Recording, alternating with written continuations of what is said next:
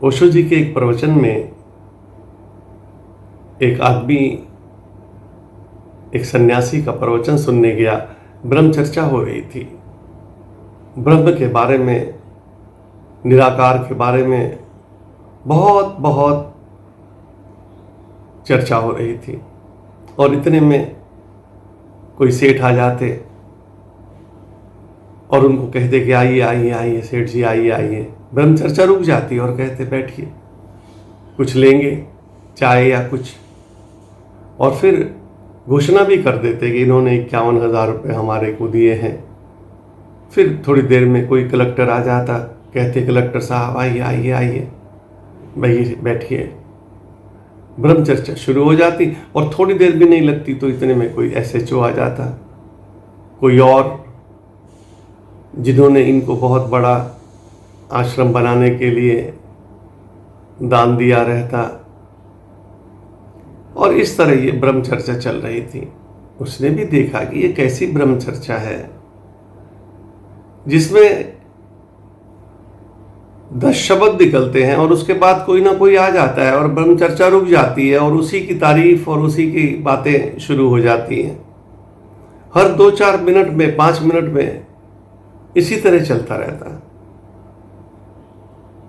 सन्यासी बन के क्या होगा? ओशो कहते हैं क्या होगा सन्यासी बन के? बात तो वही रहेगी।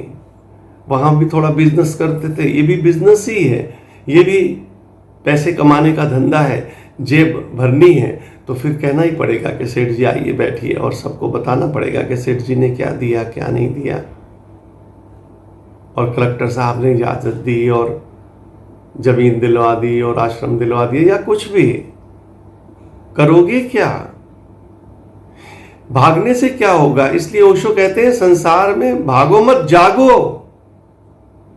भागो मत, भागने से क्या होगा? वहां पर भी तो तुम वही व्यापार शुरू कर दोगे जो व्यापार को करते करते तुम यहां से गए थे।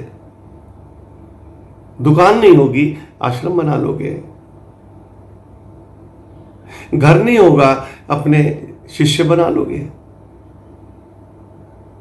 संबंधियों की जगह पे कहां कहां की रिश्तेदारियां जोड़ लोगे और करते जाओगे। इसलिए भागो मत, ओशो कहते हैं जागो, और जागकर फिर जीवन को देखो, और संसार में रहते हुए,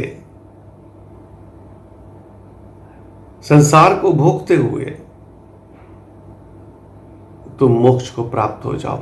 जीवित मरिए भोजल तरिए, राधा स्वामी यही कहते हैं, जीवित मरिए भोजल तरिए। मरने के बाद क्या होगा क्या नहीं होगा किसको पता, लेकिन जीवित ही अगर भोजल तरना है तो फिर एक बात तो पक्की है कि फिर ब्रह्म में लीन होना।